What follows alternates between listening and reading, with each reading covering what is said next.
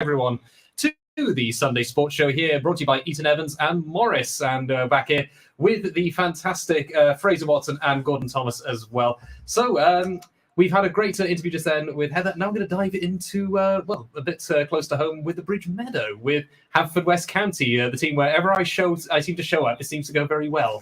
So this time, though, because I was in work, I wasn't there. How did they do? Oh, well, Stuart, I missed the Oggy at half-time, but to be fair, the Bluebirds were under pressure. They lost in Carnarvon Town last week. Yeah, that was a surprise. I was not expecting that. Yeah, well, you know, Carnarvon are a very good side as well, Stuart. None of these games are easy, but I have to say that the Bluebirds on Saturday playing against Flint at home, it was important that they won, and they got the result, and manager Tony Pennock will be delighted with that. They got off to a good start, Fraser, as well. They got 2 goals in the opening 15 minutes. Brucey, the left back, scored a cracking goal. As I've been calling him, the way he's going down the lines, I've ended up calling him Reece Lightning because he's so quick going down the side. He's such a great side. I think he came from Barrytown, didn't he? Yeah, he did. No, he came from Aberystwyth, actually. Really? Him and Lee Jenkins came from Aberystwyth.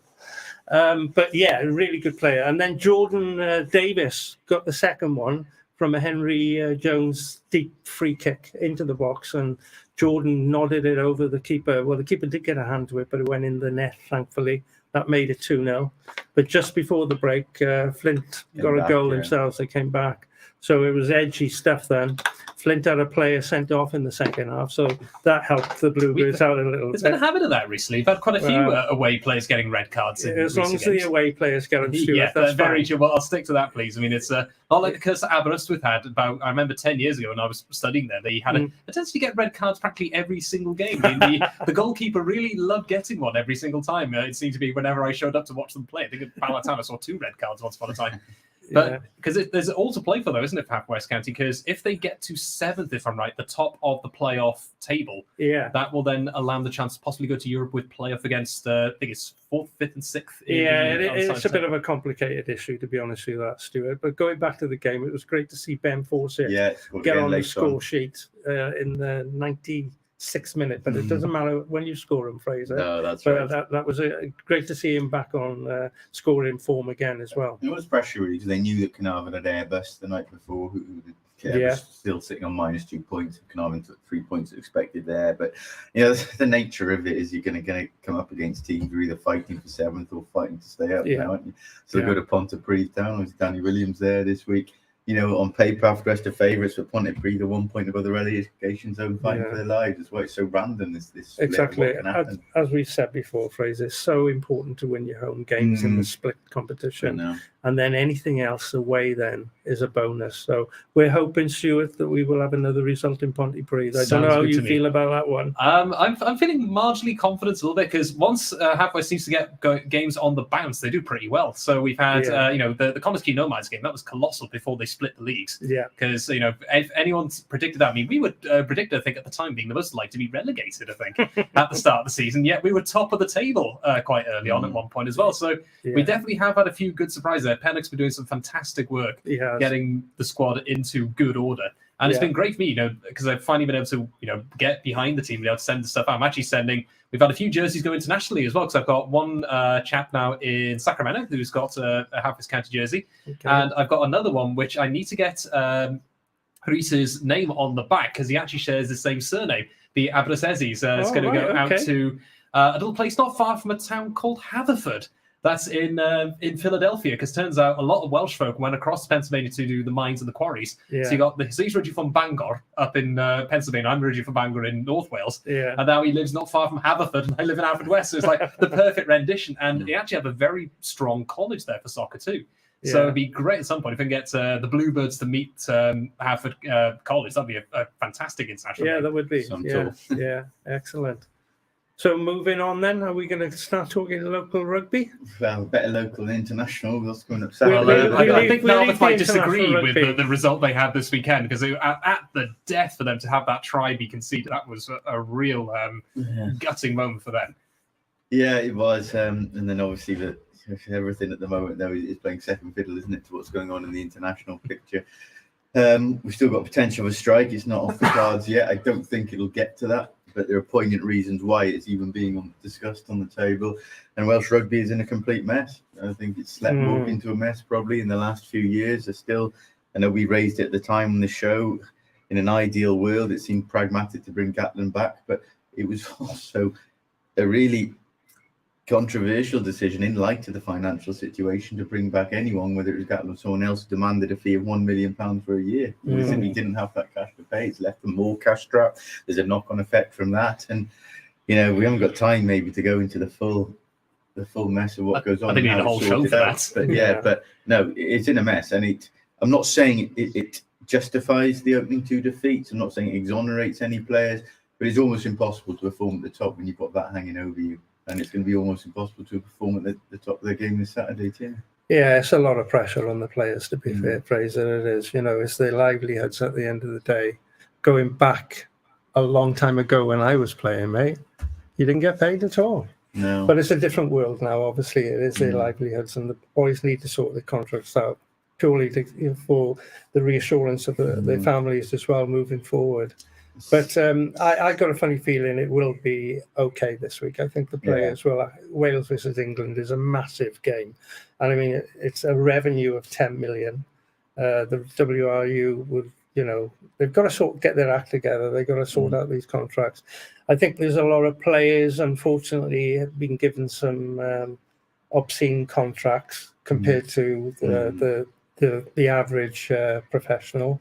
The other thing we talk about is widening it again is the 60 cap rule. I think that needs to be squashed completely. I think when that first came in, the reason they brought that in at the time was because we had so many players, out in place like Racing 92 and the rest. And it made sense at the time that we have to be fluid to deal with rugby as an ever-changing sport. I mean, we've seen huge shocks across the other side of the Severn with places like Worcester and Wasps of all people going under. We've had major threats here as well, especially whether due to COVID and due to the cost of living as well. It is a major issue. So the W has to be fluid to deal with this, not to mention the other spectre they've had in recent weeks coming through with some of the behaviour in the WRU. It's a real it's just not feasible now. I saw the point in the rule. I thought the 60 cap was too high, but I understood the reasoning behind it. But it's not feasible to have players punished when their livelihoods are on the line. They're left between a rock and a hard place, so it has to be scrapped immediately. I agree with Gordon there. I'm just trying to picture the being told as a professional athlete that you can't get a mortgage because you can't get a contract signed. In any other sport, that would be obscene. That would be absurd. Can you imagine someone saying that in any of the English football leagues, whether it's from League 2 upwards? Can you imagine telling the equivalent of an international player in the Premier League, sorry, you can't buy a house for your parents because you haven't got the contracts. Is such a strange situation. But it does make me picture it. Just if we end up, God's forbid, we have the strike continue on Saturday. Just a picture of Alan Wynne-Jones and everyone with pickets outside the Principality Stadium with the, as I mentioned earlier on, the uniform burning barrel, which apparently must be present at every picket line. I don't know why, but it's always there. But that would certainly be, I think, the darkest day in Welsh rugby we would have ever seen. I mean, it puts the Western Samoa game into, behind the infamous South Africa drubbing we had in the late 90s. This would be the worst moment in the history of this, of Welsh rugby in any way, shape, or form. And it certainly would be mentioned for years to come. We've seen things like Slammed in recent times and the rest, where it's talked about some of the dire times in the 60s and 90s and the rest. But this, I think, would top them all if it was to get to that point. Well, other than losing to Romania. 1979, Jonathan Davis will remember that one. He was captain. To be fair, the Romanians are getting better these days, it certainly was a humbling experience, to say the least. Right. We hope it doesn't come for that for so many reasons. I agree with Gordon. I don't think it will, but the very fact that it's even on the table is seismic. Yeah. But on a more positive note, we did have some wins locally, didn't we? Really good, Fraser. In a world apart. And should start, congratulations, Nick Gale, actually, 1,000 points in the championship for Narberth. Not the way you would have wanted to do it in a defeat to Bedwas, I know. But, in an era now where at amateur level, players hop around so much, don't they? Move back and forth, tend to fluctuate as clubs fluctuate or clubs going up and down the league. To score 1,000 points in the championship, which is a tough league to play, and I know that myself, and to do it at one club, it's a staggering achievement, really. So well done to him. It's incredible when you think he's come from a family of front row in Llanelli. His granddad, Norman, played for Wales as a hooker. And obviously, his dad, Sean, is the coach at Narberth and played with Llanelli as well. How do you get the talent to score those points? I must ask him. The kicking was self-taught. That has to be, isn't it, surely? No, a reliable performer at Narberth. Brilliant. Well, absolutely brilliant. And well done. Well done. That's a tremendous achievement. Fair play to him. Credit to him. But you said you were at Milford's game on Saturday. Yeah, they were playing Nantagarrig.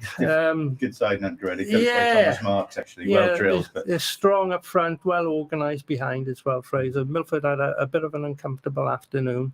They stuck to it, to be fair. I only saw the first half, and they were trailing by 5 points, I think it was at that. But in the second half, I think Nantagarrig upped it a little bit. They finished 30-odd points in the end, and the Mariners will be disappointed with that, because they show glimpses of some nice rugby there, to be fair. It's a difficult season for them. You just wonder, knowing there's no relegation, just how much they're building.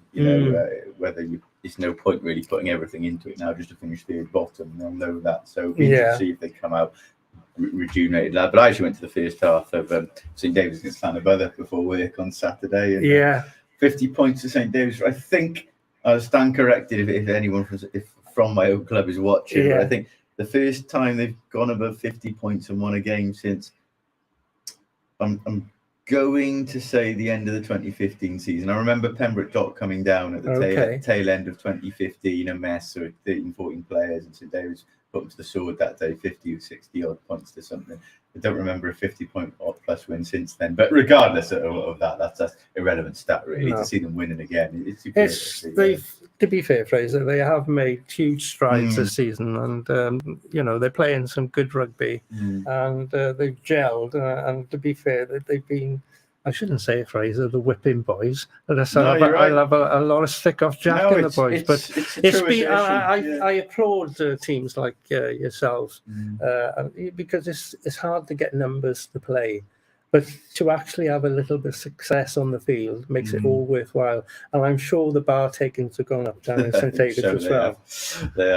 They spend all this time redoing the bar to attract the public, and they needn't have bothered. There's only wins you need to get people in there, you know that. But I thought equally significant before we go, actually, we're going through the Pembrokeshire results. Crymych still going, the 22-19 win at Felin Boyle, unbeaten still. It looks like we're between them and Newcastle and battling it out. But, it's all well and good winning at home, as they've been doing as well. But going to Felin Boyles, sneaking it.